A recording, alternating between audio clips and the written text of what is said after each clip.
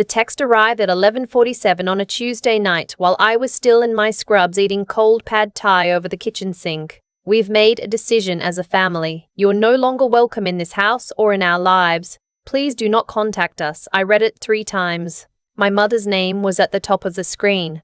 Below her message, 2 more notifications loaded in. My brother had liked it. My stepfather had replied with a single word. Agreed. I set my fork down in the sink. I didn't cry. I didn't call anyone. I just stood there in the quiet of my apartment, listening to the hum of the refrigerator and thought, okay, so that's how we're doing this. My name is Sophia, and I'm a CPA.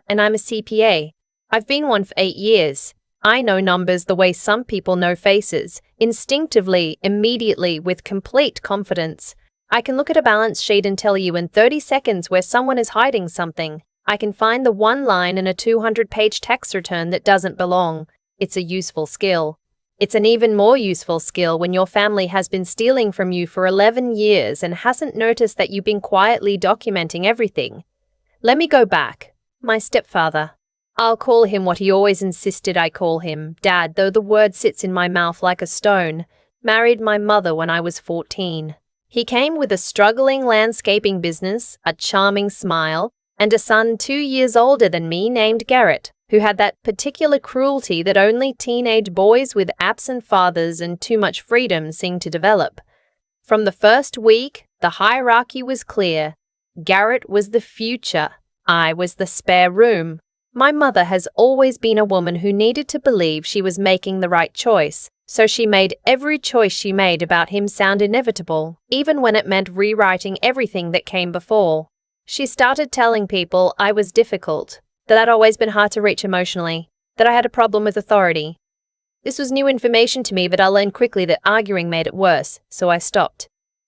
I left for college at 17 on a partial scholarship to a state school 4 hours away. The night before I left, my stepfather sat across from me at the kitchen table and told me not to expect much in the way of support.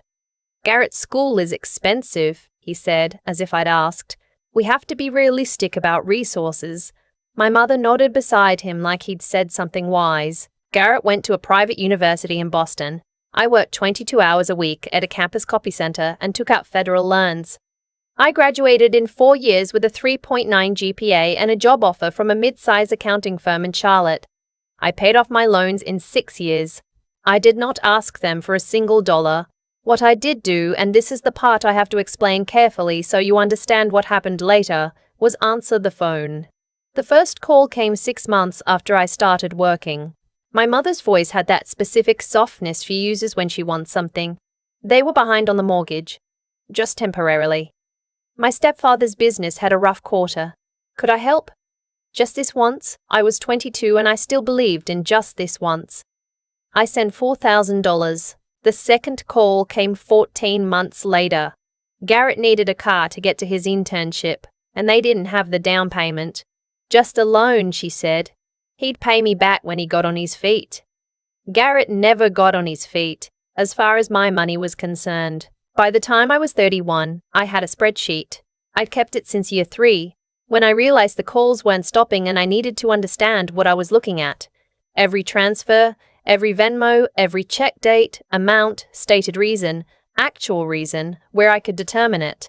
The total as of that Tuesday night when the text arrived was $94,300. $94,300. No thank you.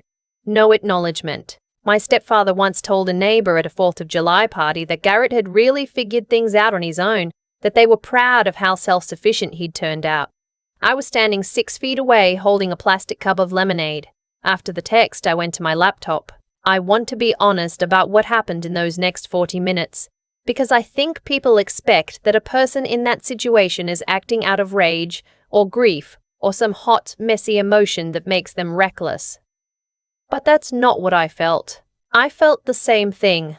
I feel when I find a discrepancy in a tax return, a kind of cool, focused clarity, an understanding that there is a correct sequence of steps and that if I follow them carefully, the outcome will be what it should be. The first thing I did was log into the family cell phone plan. My name was the primary account holder. Had been since I was 26 when my stepfather called to say his credit score made it impossible for him to hold the account and could I just put it in my name for a few months. 3 lines on my account for 5 years. I didn't cancel the lines.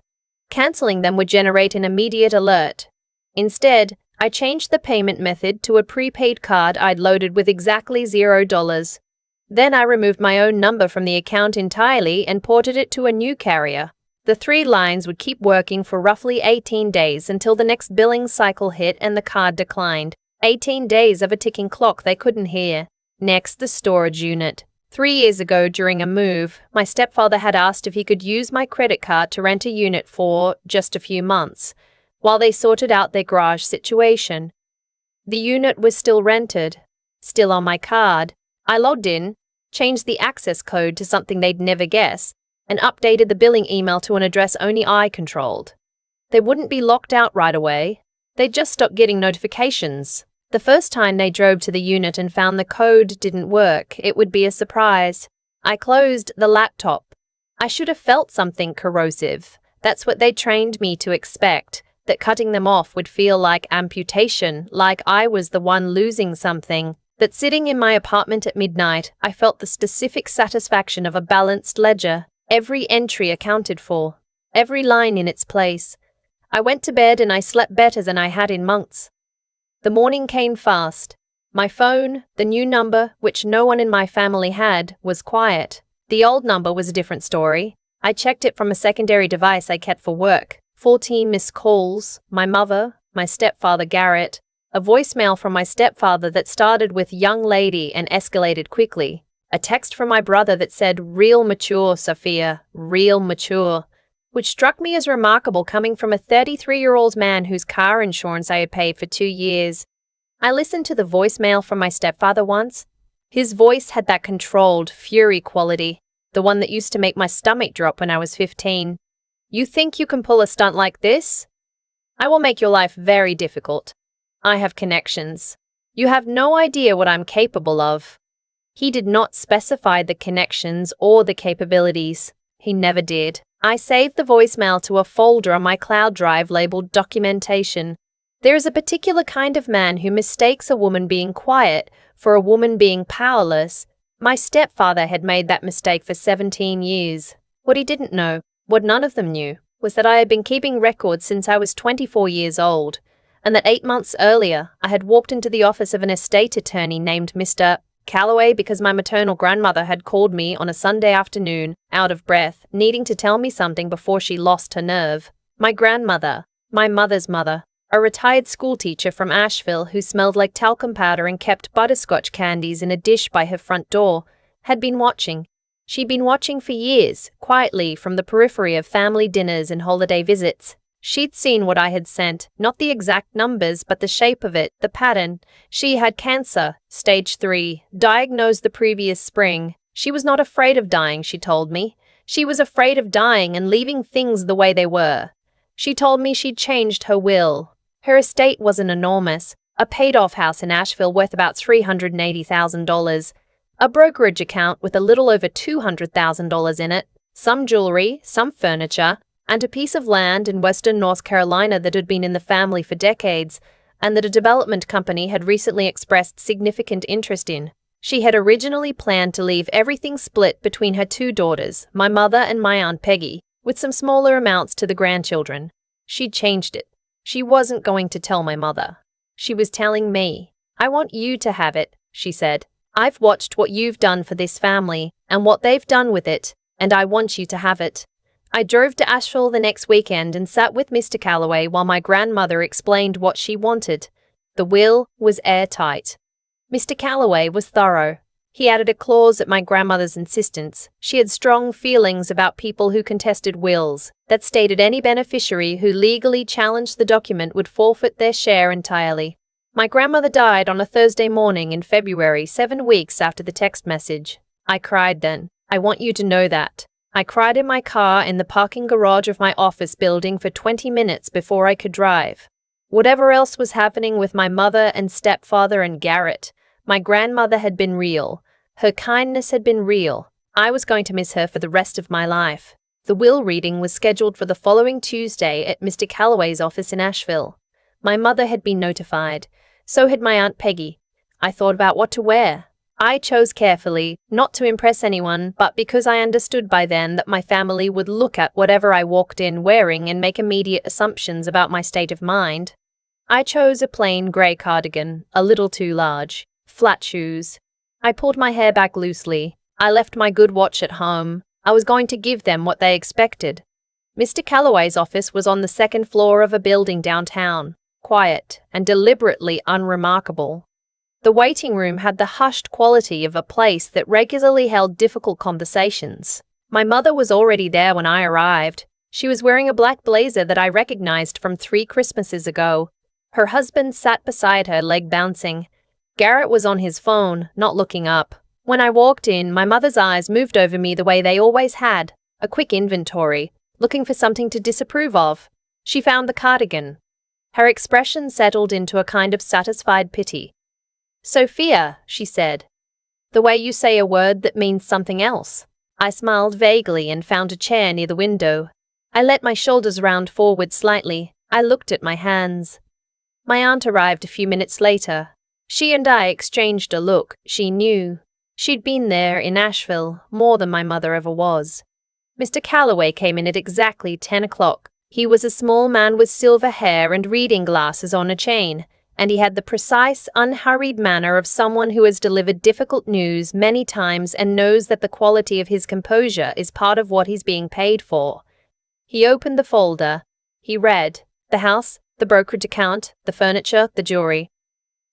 As he listed the assets, I watched my stepfather. He had started doing the math the moment the brokerage account figure was read aloud. I could see it. The small shift in his posture, the way his jaw moved slightly. Garrett had put his phone away.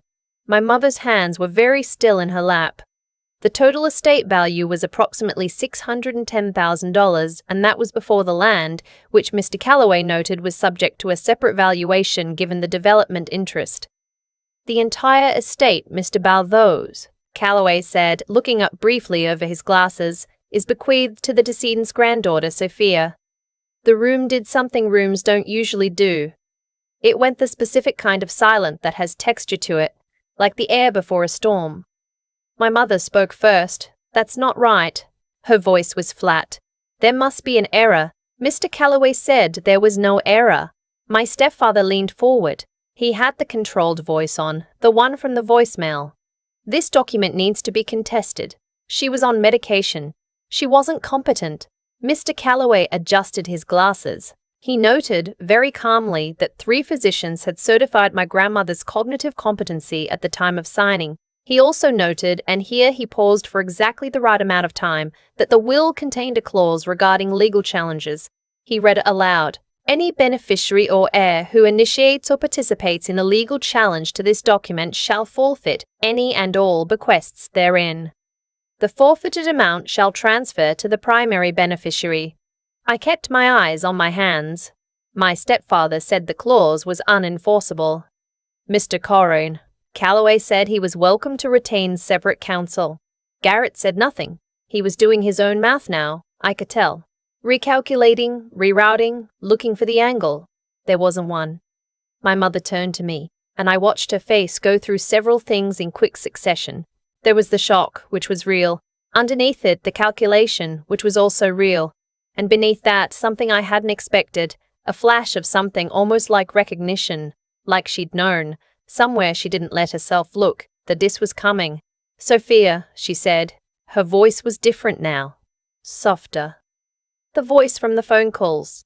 "We can figure this out together. We're your family." I had waited a long time to be their family.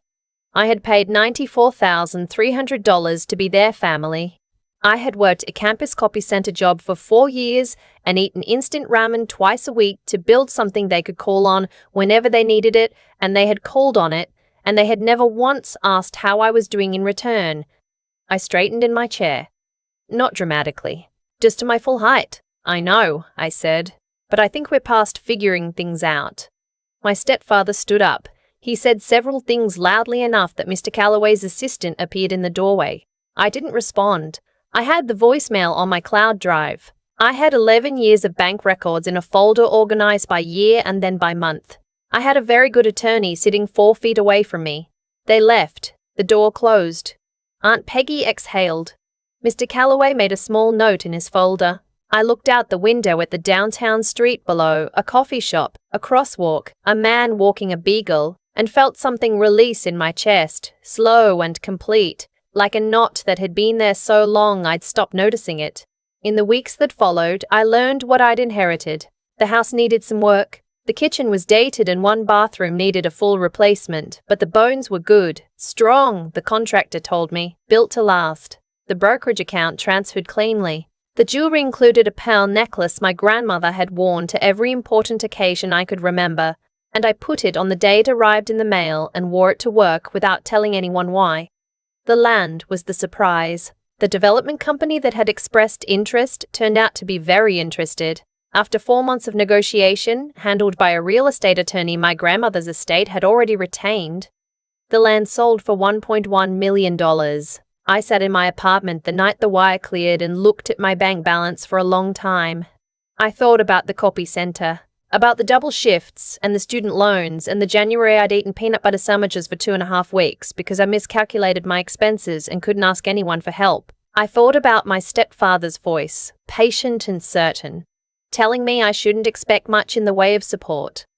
I did not contact my mother or my stepfather or Garrett.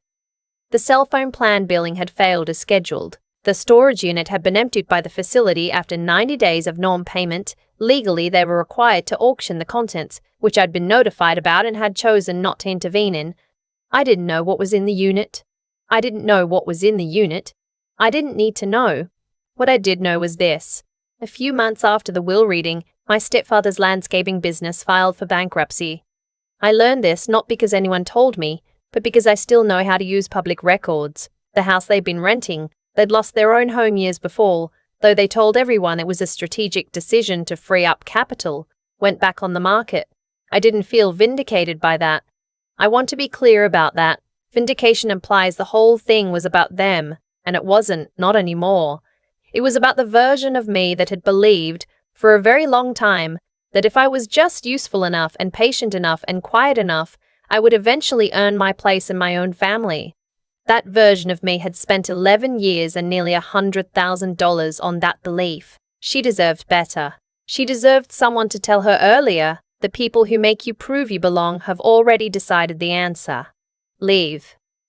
Build something they can never take from you. I still have the spreadsheet. I updated it one last time after the land sale, added a final row at the bottom.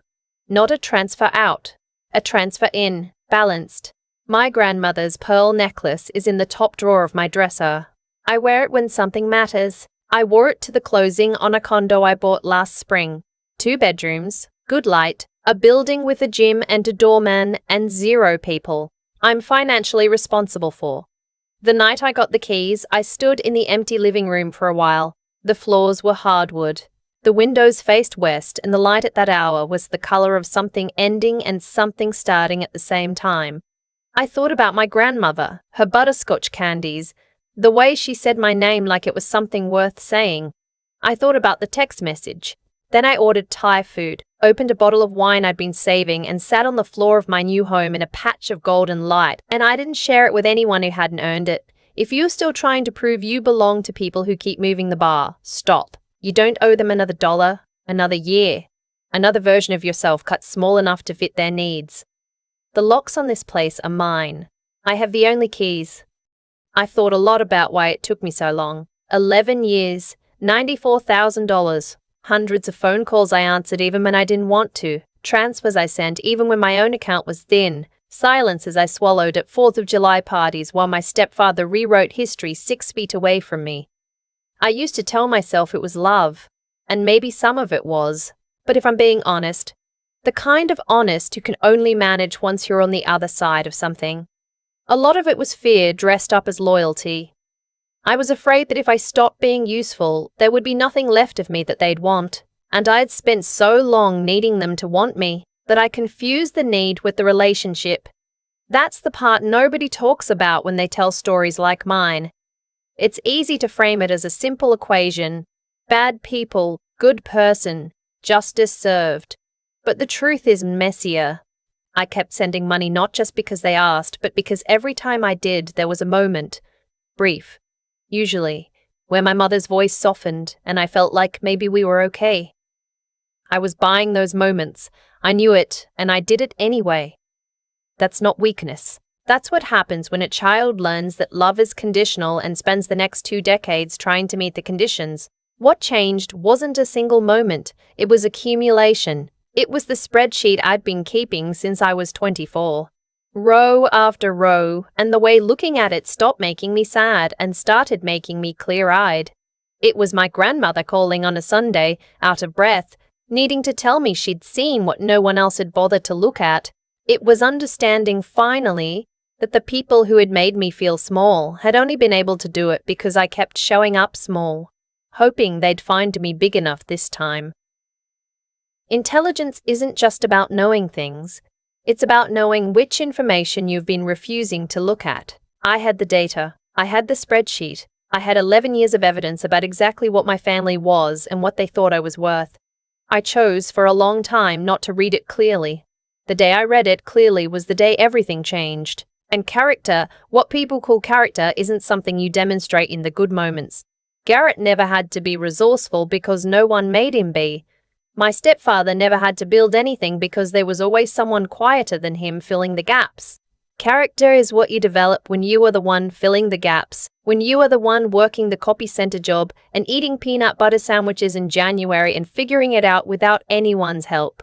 You don't get to choose where the difficulty shapes you. You only get to choose what it shapes you into. Sophia.